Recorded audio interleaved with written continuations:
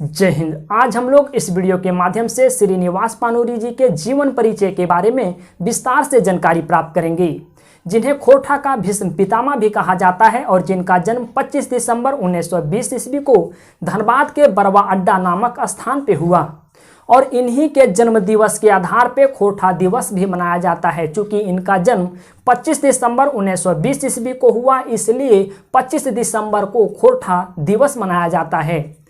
इनका जो मृत्यु हुआ वो 7 अक्टूबर 1986 ईस्वी को हुआ और इनका जो फुकारू नाम था वो ची निवास था। जैसे फुकारू नाम आप जानते होंगे, अगर मान लिया जाए आपका नाम सिकंदर है तो गांव घरों में लोग आपको सिकंदर कह के नहीं बुलाएगा और नहीं बुलाता होगा।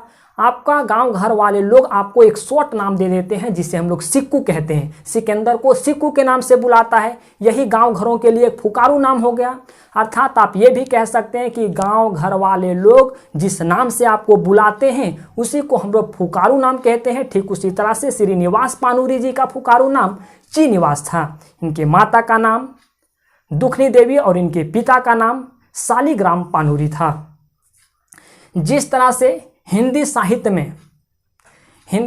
में भारतेंदु हरिश्चंद्र को देखा जाता है, ठीक उसी तरह से खोरठा साहित्य में श्रीनिवास पानूरी जी को देखा जाता है। हिंदी साहित्य में जैसे ही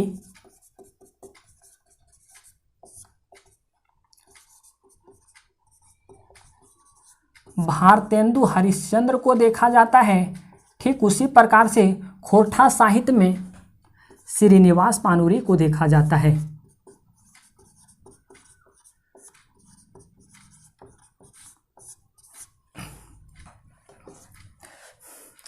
इनका जन्म 25 दिसंबर 1920 ईस्वी को हुआ।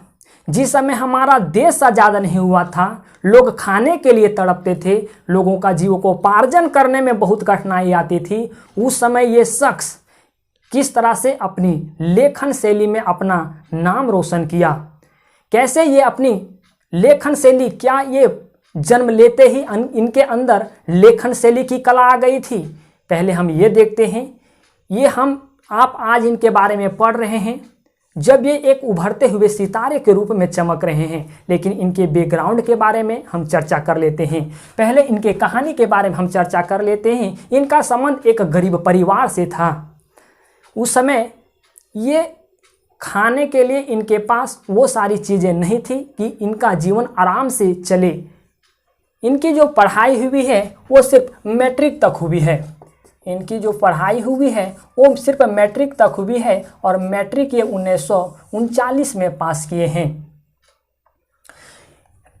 जीवन यापन करने के लिए इनके पास कुछ ऐसा स्रोत नहीं था। उस समय इतनी आधुनिकता नहीं थी, इतने रोजगार नहीं था और इतनी व्यवस्थाएं भी विकसित नहीं हो पाई थी। और उस समय जिस समय ये लिखते नहीं थे उस समय इनका कोई वैल्यू नहीं था। तो ये अपने जीव को उपार्जन करने के लिए, अपने पेट भरने के लिए पान की गुंगटी पे ये काम करने लगे।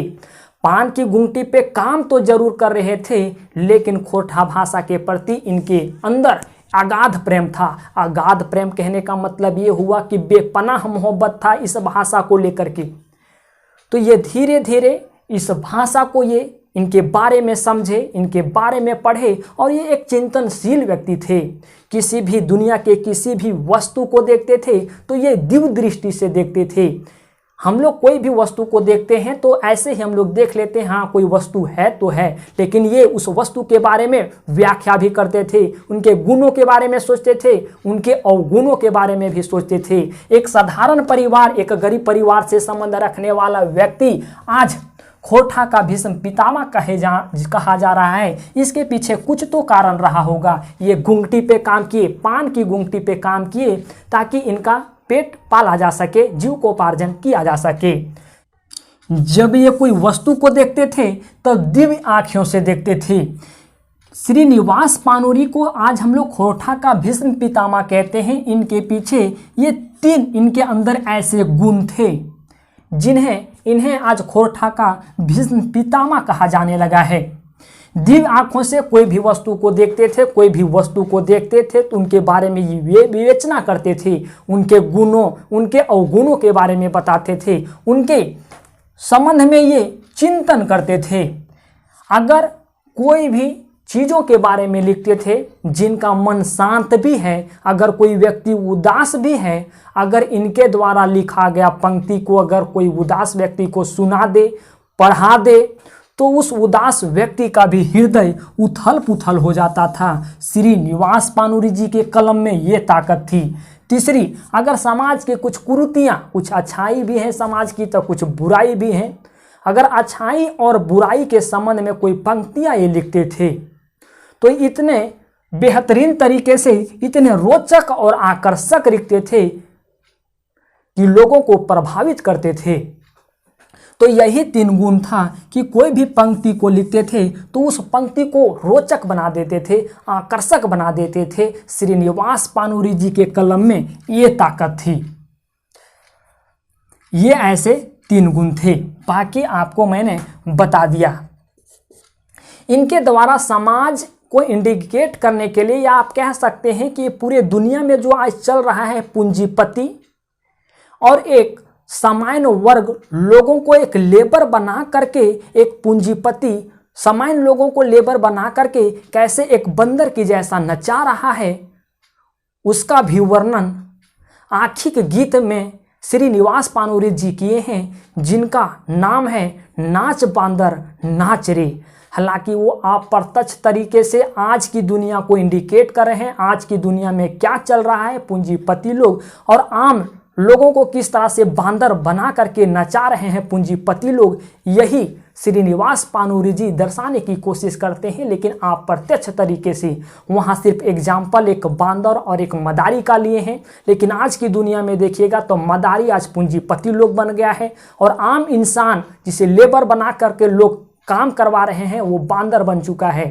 तो श्रीनिवास पानुरी जी का एक कविता का बुक है आखिक गीत, उसमें टोटल 71 कविताएं हैं, उनको भी आपको पढ़ाया जाएगा। वो श्रीनिवास पानुरी जी का है। आपके सिलेबस के अनुसार श्रीनिवास पानुरी जी का 3 किताब है, एक है आपका उद्भासल कर्ण, एक है आखिक गीत और एक आपका है चाबी काठी। मतलब 2 नाटक आपको पढ़ेंगे जो श्रीनिवास पानुरी जी के द्वारा लिखा गया है, और एक आपको पढ़ने पड़ेंगे कविता जिनका नाम है आखिक गीत। धीरे धीरे वो सारी चीज़ें बता दी जाएगी। अब कौन ऐसी बुक आपको पढ़नी है कमेंट सेक्शन में आपको बताना है। तीनों बुक हैं वो श्रीनिवास पानुरी जी के द्वारा लिखा गया है। मैंने आपको तीनों किताब का नाम बताया, एक है उद्भासल कर्ण, एक है चाबी काठी और एक है आखिक गीत। आखिक गीत आपके कविता हैं और 2 जो हैं ये नाटक हैं। कविता लिखने वाले व्यक्ति को कवि कहते हैं, अर्थात अगर हम कविता पढ़ेंगे उस समय हम लोग श्रीनिवास पानुरी जी को कवि के रूप में देखेंगे, जब नाटक पढ़ेंगे तो नाटककार के रूप में देखेंगे, और कहानी या उपन्यास लिखने वाले व्यक्ति को हम लोग लेखक कहते हैं। हालांकि ये चीज़ें हम आपको बताएंगे। अब श्रीनिवास पानुरी जी जो अपने कलम के माध्यम से जो चीज़ें लिखते थे वो अक्सर लिखते थे झारखंड की बेरोजगारी पे, गरीबी पे और शोषण पे, किस तरह से लोगों का शोषण किया जा रहा है। जैसा कि मैंने आपको बताया कि शोषण पे एक अच्छे कविता वो लिखे हुए हैं कि नाच बांदर नाच रे। वो आज की दुनिया को इंडिकेट करते हैं कि आज गरीब लोगों के साथ आज पूंजीपति लोग बांदर के जैसा एक पूंजीपति लोग गरीब व्यक्ति को कैसे नचा रहा है। और इनके बारे में हम आपको पहले ही बता दें, आप इन्हें नोट कर लीजिएगा कि इनका नाम श्रीनिवास पानुरी है, इनका पुकारू नाम श्रीनिवास है, इनके माता का नाम दुखनी देवी, पिता का नाम शालिग्राम पानुरी। जन्म इनका ये हुआ था 25 दिसंबर 1920 ईस्वी को, और यही 25 दिसंबर को ही आपका खोरठा दिवस मनाया भी जाता है। इनका जन्म धनबाद के बरवा अड्डा नामक स्थान पे हुआ था। इनकी मृत्यु 7 अक्टूबर 1986 ईस्वी को हुआ था। इनके जो प्रमुख रचनाएं हैं, इनकी प्रमुख रचनाएं हैं जो 1954 ईस्वी में इनके द्वारा पहली जो कविता लिखी गई थी वो था बाल किरनी। आप यहाँ लिखिएगा किरनी, बाल किरनी।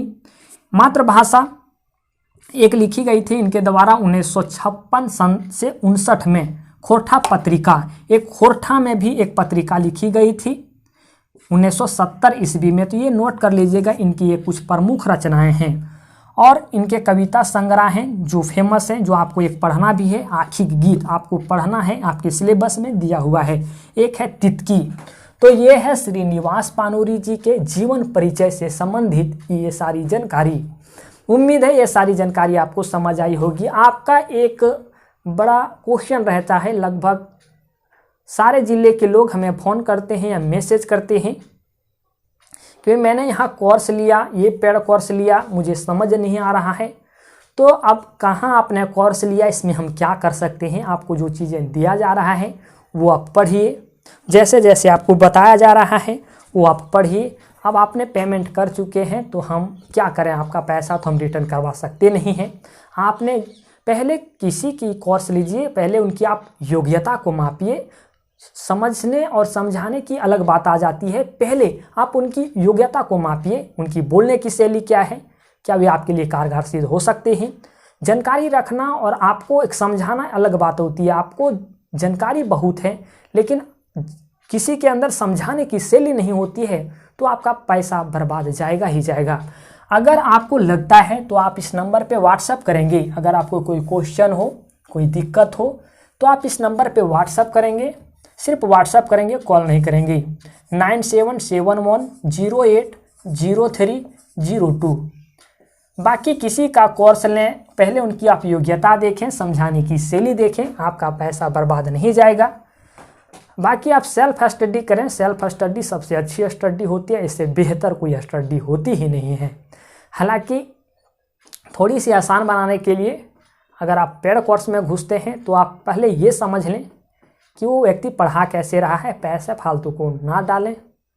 उम्मीद है ये सारी चीज़ें आपको समझ आई होगी। श्रीनिवास पानूरी जी के द्वारा आपके सिलेबस में 3 बुकें पढ़नी है, कौन बुकें पढ़नी है कमेंट सेक्शन में बताना है। मिलते हैं एक नए वीडियो में एक नए टॉपिक के साथ। धन्यवाद।